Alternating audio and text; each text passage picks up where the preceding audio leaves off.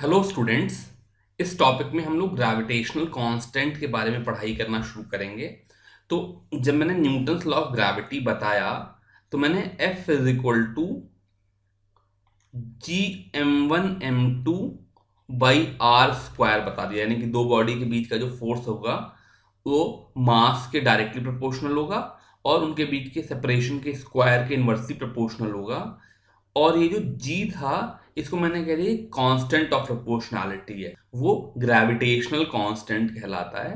अब समस्या ये आई कि जी की वैल्यू कैसे कैलकुलेट की जाए। तो एक साइंटिस्ट थे कैवेंडिश, उन्होंने एक एक्सपेरिमेंट किया जिसको मैं डिस्क्राइब कर रहा हूँ। उन्होंने क्या किया कि किसी फिक्स्ड सपोर्ट से, सपोज करो किसी घर की छत से एक रस्सी लटकाई और इस रस्सी के नीचे एक लंबी रॉड लगा दी। तो जो ये ए बी है ये एक रॉड है और इस रॉड के एंड पे इन्होंने दो छोटे मास स्मॉल एम लगा दिए, इक्वल आइडेंटिकल बिल्कुल। ठीक है, इस तरीके से लगाए कि ये रॉड ए बी और ये रस्सी अपने नेचुरल पोजीशन में खड़ी है, इसके ऊपर कोई फोर्स नहीं लग रहा है। अब इन्होंने क्या किया कि दो बड़े मास S1 और S2, तो S1 की वैल्यू कैपिटल M है, S2 की वैल्यू कैपिटल M है, इनके पास लेकर के गए सच दैट ये जो दूरी AS1 थी, तो मतलब मैं इधर टॉप व्यू अगर देखूं तो मैं S1 को इधर ले आया और S2 को इधर ले आया सच दैट ये जो दूरी थी S1 से मास M की ये दूरी D थी और ऐसे ही S2 से मास M की जो दूरी थी ये डिस्टेंस भी D था। तो क्या होगा कि इन दोनों मासेस के ऊपर फोर्स ऑफ ग्रेविटी लगेगा, क्योंकि मैंने दोनों मास आइडेंटिकल लिए हैं, स्मॉल m और कैपिटल M, और सेपरेशन भी आइडेंटिकल लिया है, इसलिए दोनों तरफ जो फोर्स F लगेगा, इस फोर्स F की value G capital M small m by D square हो जाएगी। और अगर ये दो इक्वल एंड अपोजिट फोर्स लगेंगे तो ये एक टॉर्क लगाएंगे जिसकी वैल्यू कुछ F इंटू एल हो जाएगी, जहां पे L इस रॉड ए बी की लेंथ है। तो इसका मतलब G capital M M by D square, इस तरह का कोई इसके ऊपर टॉर्क लगेगा। इस टॉर्क की वजह से ये जो रॉड ए बी थी ये हल्का सा एक साइड टर्न हो जाएगी, इसमें कुछ थीटा एंगल का डिफ्लेक्शन आ जाएगा। अब जब इसमें थीटा एंगल का डिफ्लेक्शन आएगा तो जिस तरीके से हम लोग स्प्रिंग में पढ़ते हैं, सपोज करो मेरे पास स्प्रिंग है और मैं इस स्प्रिंग को अगर x आगे खींचूं तो इसके ऊपर एक अपोजिंग फोर्स kx लगता है। इसी तरीके से अगर मेरे पास ये कोई रस्सी लटकी हुई है रॉड से और मैं इसको थीटा एंगल से टर्न करूं, ये एंगल मान लो थीटा है, तो इसके ऊपर एक अपोजिंग टॉर्क लगता है टाउ, जो कि कुछ के थीटा टाइप का होगा, जहां पर के कोई प्रोपोर्शनैलिटी कांस्टेंट है।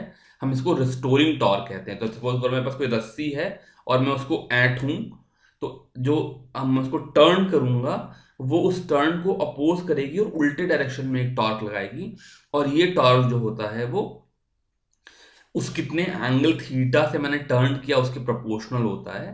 तो ये जो अपोजिंग टॉर्क और जो ग्रेविटी का टॉर्क है जहां पर बैलेंस हो जाएंगे वहां पर इक्विलिब्रियम आ जाएगा। तो tau is equal to G M M by D square gravity का टॉर्क, सॉरी यहाँ पे एल लगाना मैं भूल गया, तो tau is equal to G M M L by D square gravity का torque, and this is equal to K theta. एक ट्विस्टिंग की वजह से जो टॉर्क लगा, इन दोनों को इक्वेट कर लूं तो मैं ग्रेविटेशनल कांस्टेंट की वैल्यू निकाल सकता हूं। अब यहां पर क्या हुआ, जो के है ये रस्सी की एक स्पेसिफिक प्रॉपर्टी होगी जो कि मेजर की जा सकती है। थीटा को इस तरीके से मेजर करने में थोड़ी सी दिक्कत थी, बिकॉज इनिशियल पोजीशन क्या थी ये हमको बहुत अच्छे से क्लियर नहीं हुआ, नेचुरल पोजीशन क्या थी ये क्लियर नहीं होगा।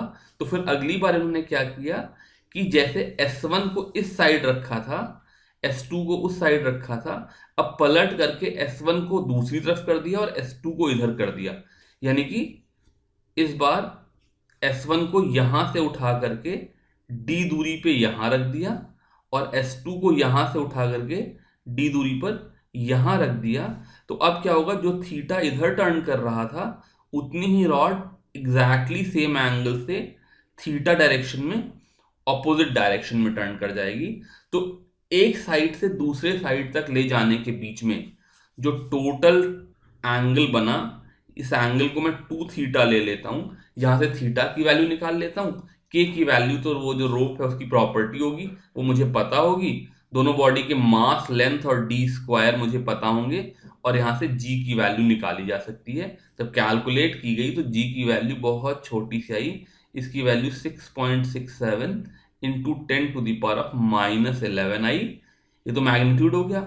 और अगर यूनिट देखें तो न्यूटन मीटर स्क्वायर पर किलोग्राम स्क्वायर आ जाएगा। Force into D square by mass square हो जाएगा। जी की value 6.67 into 10⁻⁻11 newton metre square पर किलोग्राम स्क्वायर आई। अब अगला कंसेप्ट आया एक्सेलरेशन ड्यू टू ग्रेविटी। तो हम इस टॉपिक में बेसिकली 3 केसेस पढ़ेंगे। सपोज करो मेरे पास ये मेरी अर्थ है, तो पहला केस पढ़ेंगे कि अगर मैं अर्थ की सरफेस पे हूं तो एक्सेलरेशन ड्यू टू ग्रेविटी की क्या वैल्यू है। दूसरी चीज पढ़ेंगे कि अगर मैं इससे h हाइट ऊपर हूं तो एक्सेलरेशन ड्यू टू ग्रेविटी की क्या वैल्यू है। और तीसरी चीज पढ़ेंगे अगर मैं d डेप्थ नीचे चला जाऊं तो एक्सेलरेशन ड्यू टू ग्रेविटी की क्या वैल्यू है। तो सबसे पहला केस मैं कर रहा हूं, केस 1, जो कि ऑन द सरफेस ऑफ अर्थ। ठीक है, तो मेरी ये कैपिटल एम मास की अर्थ है जिसका रेडियस जो है उसको हम लोग आर ई लिख लेते हैं, कैपिटल आर भी लिख लेते हैं, बल्कि मास ऑफ अर्थ को भी एम ई लिख लेते हैं। और मान लो ये अर्थ की सरफेस पे कोई स्मॉल एम मास की बॉडी रखी है, तो इसके ऊपर जो फोर्स लग रहा है एफ, उसकी value G M E M by R E square होगी। तो acceleration due to gravity G की वैल्यू फोर्स बाई मास हो जाएगी, जिसकी value G M E by R E square हो जाएगी। ऑब्वियसली चूंकि फोर्स मास के प्रोपोर्शनल है, इसलिए फोर्स बाई मास जो होगा वो इस मास स्मॉल एम के इंडिपेंडेंट होगा, इसीलिए जो मेरी स्मॉल जी होती है वो कांस्टेंट हो जाती है। तो एक्सेलरेशन ड्यू टू ग्रेविटी की वैल्यू 9.8 मीटर पर सेकेंड स्क्वायर होती है, तो उसको पता ही था। जी की वैल्यू कैवेंडिश ने मेजर कर ली 6.67 इंटू 10⁻⁻11। मास ऑफ अर्थ लोगों को उस समय तक पता नहीं था, और रेडियस ऑफ अर्थ का लोगों को अंदाजा था अर्थ को मेजर करके। हम लोगों ने मेजरमेंट में पढ़ा था कि किस तरह से लॉन्ग डिस्टेंस मेजर किए जाते हैं। तो इसकी वैल्यू कुछ 6.4 इंटू 10⁻6 मीटर होती है। तो इसका स्क्वायर कर लें तो मास ऑफ अर्थ निकाला जा सकता था। इस तरीके से लोगों ने कहा कि कैवेंडिश ने एक तरह से अर्थ का मास मेजर कर लिया by measuring the gravitational constant. तो अगला जो कंसेप्ट आया वो आया acceleration due to gravity above the surface of अर्थ। तो फिर वही एम ई मास की अर्थ है जिसकी वैल्यू मैं पीछे निकाल चुका हूं, आर ई की वैल्यू रेडियस ऑफ अर्थ है। तो पहले की तरह से अगर मैं h हाइट पर यहां पर कोई मास स्मॉल m रख दूं तो इस पे लगने वाला फोर्स F जब मैं मेजर करूंगा तो इसकी value g m e m, और इस बार जो distance from the centre of earth हो जाएगा उसकी वैल्यू आर ई ना होकर के आर ई प्लस एच का होल स्क्वायर हो जाएगी। तो ये फोर्स आ गया। तो एक्सेलरेशन ड्यू टू ग्रेविटी मैं इसको जी डैश लिख लेता हूं, इसकी वैल्यू एफ बाई एम हो जाएगी, इसकी value G M E upon R D plus H का होल स्क्वायर हो जाएगी। तो जैसे जैसे हाइट बढ़ेगी वैसे वैसे सेपरेशन बढ़ेगा, इसलिए ग्रेविटी की वैल्यू डिक्रीज करेगी। अब ये G M E by R E plus H का होल स्क्वायर है, हम लोग क्या करते हैं टिपिकली, अगर मान लो मेरा H very very less than R E हो, मतलब मैं जिसे मैंने अभी बताया कि आर ई की वैल्यू जो है वो 6.4 इंटू 10⁻6 मीटर है, इसको मैं 6400 किलोमीटर्स कर दूं तो डे टू डे लाइफ में जैसे मान लो मैं दिल्ली में बैठा हूं, यहां से मैं चला जाऊं शिमला तो मैं 2 किलोमीटर की हाइट ऊपर चला गया। या से सपोज करो इवन मैं हवाई जहाज में बैठ करके अगर फ्लाई कर रहा हूँ तो जो हाइट होती है प्लेन की वो अराउंड 8 किलोमीटर की होती है। तो 2 किलोमीटर या 8 किलोमीटर टाइप का जो हाइट का डिफरेंस है वो आर ई के सामने नेग्लिजिबल है।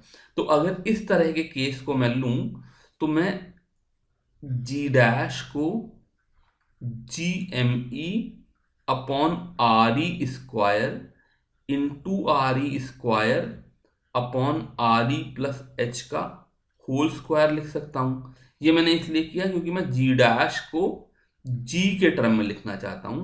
तो G M E by R E square तो जी ही हो गया जो नॉर्मल सरफेस पे ग्रेविटी की वैल्यू है, और ये जो टर्म है आर ई प्लस एच का whole square by R E square, इसको मैं अलग से दिखा दूं।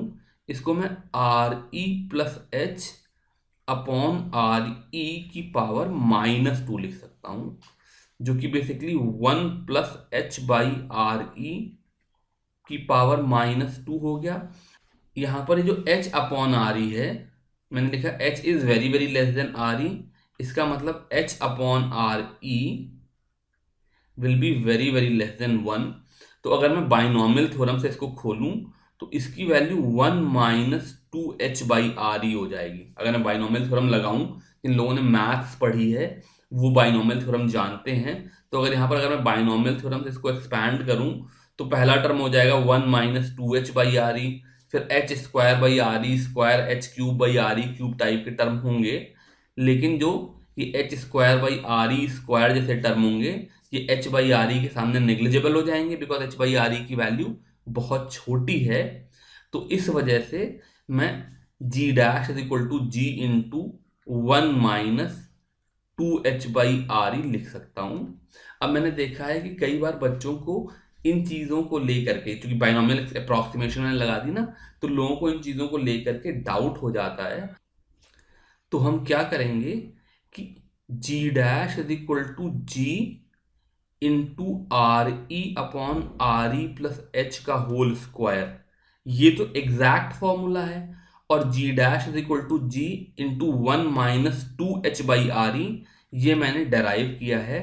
तो मैं आपको क्या करूंगा कि आर ई की वैल्यू तो 6400 किलोमीटर है ही है, और एच की कोई वैल्यू ले लो, सपोज करो एच की वैल्यू 6.4 किलोमीटर ले लो ताकि कैलकुलेशन आसान हो जाए। तो इस तरीके से जी की वैल्यू निकालना और इस तरीके से जी की वैल्यू निकालना और दोनों को कंपेयर करके देखना, तो तुमको पता चलेगा कि दोनों नंबर बिल्कुल काफी ज्यादा एक्यूरेटली सेम हो जाते हैं। इसलिए ये अप्रोक्सीमेशन अपने आप में सही है, और जी डैश की value G into 1 minus 2h by R E आ गई। थर्ड केस इन्होंने कहा कि acceleration due to gravity below the surface of अर्थ। तो इन्होंने कहा कि सपोज करो ये मेरी वही अर्थ है जिसका mass M E radius R E है, और अब मैं डी डेप्थ नीचे चला जाता हूं। तो अगर मैं डी डेप्थ नीचे जा करके इस पॉइंट पर अपने मास स्मॉल एम को रख रहा हूं, तो मैं अपनी अर्थ को दो पार्ट में डिवाइड कर दूंगा। एक ये हिस्सा जिसका radius R E minus D है, तो एक आर ई माइनस डी का कोर, और बाकी बचा हुआ ये शेल। ठीक है। तो जब मैं पिछला वाला टॉपिक पढ़ा रहा था और मैंने लास्ट में तुमको दो रिजल्ट लिखाए थे, तो उसमें मैंने एक बात तो लिखाया था कि सपोज करो मेरे पास कोई शेल है और बाहर कोई बॉडी रखी है, ये कैपिटल एम मास है, ये स्मॉल एम मास है, तो मैं इसको पॉइंट मास की तरह से देख सकता हूँ। मतलब इनके ऊपर जो लगने वाला फोर्स होगा वो ऐसा होगा एज इफ जो शेल जो है वो कोई पॉइंट मास हो। और दूसरी बात मैंने सिखाई थी कि अगर मेरे पास कोई शेल रखा हो और उसके अंदर स्मॉल एम मास रखा हो तो उसके ऊपर लगने वाला फोर्स 0 होगा। तो इसी तरीके से अगर मैं इस अर्थ को इस शेल और इस कोर में तोड़ लूं, बाहर वाले हिस्से और अंदर वाले हिस्से में तोड़ लूं, तो तोड़ लूंगा मतलब एक्चुअली तोड़ना नहीं, मतलब दो हिस्सों में डिवाइड कर लूं, तो जो शेल की वजह से फोर्स होगा, इस बाहर वाले हिस्से की वजह से जो फोर्स होगा, फोर्स ड्यू टू शेल 0 हो जाएगा। इसका मतलब स्मॉल एम पे जो फोर्स लग रहा होगा वो खाली इस अंदर वाले छोटे स्फीयर का मास ही लग रहा होगा, जिसको मैं ms से डिनोट करता हूं। ms is mass of small sphere. तो किसी तरीके से मुझे इस छोटे स्फीयर का मास निकालना है और उसकी वजह से फिर फोर्स निकाल लेना है। तो छोटे स्फीयर का मास निकालने के लिए हम लोग एक अप्रोक्सीमेशन यूज करते हैं कि जो अर्थ है वो यूनिफॉर्म डेंसिटी की बनी हुई है। तो पहले तो क्या करेंगे, अर्थ की डेंसिटी निकाल लेंगे। तो उसकी वैल्यू हो जाएगी me by 4/3 pi RE cube, mass upon volume. तो mass of earth by 4/3 pi RE cube, volume of earth करके अर्थ की डेंसिटी निकाल लेंगे। रो में साइन यूज कर रहा हूं, ये डेंसिटी के लिए यूज होता है। और उसके बाद जो mass of small sphere ms हो जाएगा, इसकी वैल्यू हो जाएगी density into 4/3 pi RE minus D का क्यूब। बिकॉज ये जो छोटा स्फीयर है इसका रेडियस RE माइनस डी है, इसलिए इसकी volume 4/3 pi RE minus D का क्यूब हो जाएगी। अब यहां पर डेंसिटी की वैल्यू पुट कर दूं तो ये me और ये 4/3 पाई और 4/3 पाई कैंसिल हो जाएंगे, इंटू RE माइनस डी का क्यूब अपॉन RE का क्यूब। ये फॉर्मूला हो जाएगा मास ऑफ स्मॉल स्फीयर्स के लिए। अब मैं इस स्मॉल m पे लगने वाले फोर्स F को कैलकुलेट करूं तो F की वैल्यू हो जाएगी Gms small m by RE minus D का होल स्क्वायर। बिकॉज अब जो स्मॉल m और सेंटर के बीच की दूरी है वो RE ना होकर के RE माइनस डी हो गई है, इसलिए इसकी value G mass of sphere into small m by RE minus D का होल स्क्वायर हो जाएगा। और अब मैं ms की जगह पे ये वैल्यू रख दूं तो हो जाएगा G MEM upon RE minus D का whole square into RE minus D का होल क्यूब अपॉन RE का क्यूब। तो ये स्क्वायर इस क्यूब से कैंसिल हो जाएगा, न्यूमरेटर में RE माइनस डी बचेगा। और चूंकि मैं इसको स्मॉल g के टर्म में लिखना चाहता हूं, इसलिए ये GME by RE square into m into RE minus D by RE हो गया। यहां से F बाई m, जिसको मैं G डैश लिखूंगा, तो m तो नीचे आ गया, इसकी वैल्यू हो जाएगी G into RE minus D upon RE, यानी कि इसको मैं G1 minus D by RE लिख सकता हूं। तो इसका मतलब अगर सरफेस पे ग्रेविटी G है तो h हाइट ऊपर पे ग्रेविटी कम हो जाती है और उसकी value G1 minus 2h by RE हो जाती है, और d डेप्थ नीचे जाने पर भी ग्रेविटी कम हो जाती है और उसकी value G1 minus D by RE हो जाती है। तो इस तरीके से हम लोगों ने हाइट के साथ और डेप्थ के साथ, दोनों के साथ ही ग्रेविटी की वैल्यू में जो चेंज है वो एनालाइज कर लिया। यहां पर मैं आपको एक और चीज करा देना चाह रहा हूं, which is basically effect of rotation, जो कि वैसे तो एनसीईआरटी में नहीं है, पहले हुआ करती थी, लेकिन इसके क्वेश्चन जो कि कंपटीशन में आ जाते हैं, इससे छोटा सा कंसेप्ट मैं करा दे रहा हूँ। जिन लोगों को जरूरी ना लगे वो छोड़ सकते हैं, पर जो लोग कंपटीशन फोकस तैयारी कर रहे हैं उनके लिए काम ही आएगा। तो इस चीज को, इफेक्ट ऑफ रोटेशन को करने से पहले मैं एक दूसरा एग्जाम्पल लेना चाहूंगा। अगर सपोज करो मेरे पास एक लिफ्ट है जिसमें कोई बॉडी रखी हुई हो, तो हम लोगों ने न्यूटन्स लॉ में पढ़ा था कि अगर सपोज करो ये लिफ्ट a एक्सेलरेशन से नीचे जा रही है तो इसके ऊपर जो नॉर्मल रिएक्शन लग रहा होगा और mg लग रहा होगा,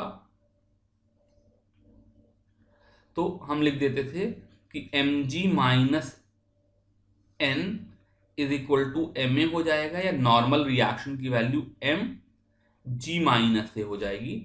तो ये जो बॉडी रखी होगी जिसको अपरेंट g पता चलेगी, इसको जो इफेक्टिवली g दिखाई देगी g डैश, उसकी वैल्यू g माइनस से हो जाएगी, जहां पर a इस सिस्टम का डाउनवर्ड एक्सेलरेशन है। अगर यही अपवर्ड एक्सेलरेशन होता तो g डैश की वैल्यू g प्लस से हो जाती, पर डाउनवर्ड एक्सेलरेशन के केस में हमारी value g dash is equal to g minus से हो जाएगी। अब सपोज करो मैं अर्थ को देखूं और मैं यहां पर अर्थ की सरफेस पे बैठा हुआ हूं, तो मेरे को फिर वही mg फोर्स लग रहा है और नॉर्मल रिएक्शन लग रहा है। अब जब मैं n is equal to mg लिख रहा था, जो कि मैं ज्यादातर जहां पे लिख रहा हूं, तो मैं ये मान रहा हूं कि मेरा कोई एक्सेलरेशन नहीं है, लेकिन सही मायने में देखा जाए तो एक्सेलरेशन की बहुत छोटी सी वैल्यू है बिकॉज ऑफ रोटेशन। क्योंकि अर्थ रोटेट कर रही है तो उसके साथ साथ मैं भी रोटेट कर रहा हूं। मैं रोटेट कर रहा हूं, इसका मतलब मेरा एक रेडियल एक्सेलरेशन है ए, जिसको मैं आर ओमेगा स्क्वायर लिख सकता हूं। तो ओमेगा क्या है, क्योंकि मैं पूरा सर्कल को कवर करने में 24 आवर्स लगाता हूं, तो 2 पाई/t को अगर मैं ओमेगा लिख लूं तो ओमेगा तो मुझे पता है, तो जो मेरा एक्सेलरेशन है वो आर ओमेगा स्क्वायर आ रहा है। इस वजह से अर्थ की सरफेस पे जो मुझे रोटेशन की वजह से अपरेंट जी दिखाई देगा, उसकी value G minus R omega square होगी, जहां पे आर उस सर्किल का रेडियस है जिसमें हम लोग घूम रहे हैं। अब ये जो सर्किल का रेडियस है सब लोगों के लिए कांस्टेंट नहीं है। सपोज करो ये मेरी अर्थ है और से फॉर एग्जांपल ये मैंने इसकी एक्सिस बना ली, तो ये मेरा नॉर्थ पोल है, ये मेरा साउथ पोल है। तो कोई आदमी जो इक्वेटर पे बैठा है उसके लिए आर की वैल्यू आर ही है, इसलिए इसके लिए जी डैश की value G minus R E omega square है, जहां पे ओमेगा वही 2 पाई/24 आवर्स है, 2 पाई/कैपिटल टी है, क्योंकि इसकी एक्सिस से दूरी आर ई है। लेकिन कोई आदमी पोल पे बैठा है तो पोल पे बैठे आदमी की एक्सिस से दूरी 0 है, बिकॉज वो तो एक्सिस पे ही रखा हुआ है, इसलिए यहां पर जी डैश की वैल्यू सिर्फ जी ही होती है। तो इस तरीके से हम ये कह सकते हैं कि रोटेशन की वजह से जी थोड़ी सी कम हो जाती है, और जो ये कम होना है यानी कि जो इफेक्ट ऑफ रोटेशन की वजह से इक्वेटर पे ग्रेविटी सबसे कम होती है, और जैसे जैसे मैं इक्वेटर से मूव करके पोल की तरफ से जाऊंगा वैसे वैसे जी डैश इंक्रीज करता है। ये एक छोटी सी चीज हम सीख सकते हैं। इससे भी ज्यादा डिटेल में अगर आप जा करके सीखना चाहें तो मैं ये कह सकता हूं कि अगर मान लो मैं यहां पर दिल्ली में बैठा हूं, जहां पर दिल्ली का कोई लैटिट्यूड होगा, लैटिट्यूड होता है ना, हम लोग ज्योग्राफी में पढ़े थे, जैसे दिल्ली का लैटिट्यूड कुछ 25 डिग्री के आसपास होगा, तो मान लो अगर यहाँ पर लैटिट्यूड दिल्ली का लैम्डा है, जिस भी जगह में बैठा हूँ वहां का लैटिट्यूड लैम्डा है, तो ये जो रेडियस स्मॉल आर है इसकी value R E cos lambda हो जाएगी। ठीक है, ऑब्वियसली इक्वेटर जहां पे 0 डिग्री है वहां पे आर ई कॉस लैम्डा की वैल्यू आर ई, और पोल जहां पर 90 डिग्री है लैटिट्यूड वहां पे आर ई कॉस लैम्डा की वैल्यू 0 थी। दिल्ली में इसकी value R E cos lambda हो जाएगी, इसलिए मैं लिख सकता हूं in general G dash is equal to G minus R E cos lambda omega square, जहां पे लैम्डा उस जगह का लैटिट्यूड है। तो इस तरीके से हम लोगों ने इफेक्ट ऑफ रोटेशन भी देख लिया। इसके साथ ही मैं टॉपिक खत्म कर रहा हूं। अगले टॉपिक में हम लोग पोटेंशियल एनर्जी वगैरह के बारे में पढ़ेंगे, पर तब तक के लिए थैंक यू वेरी मच।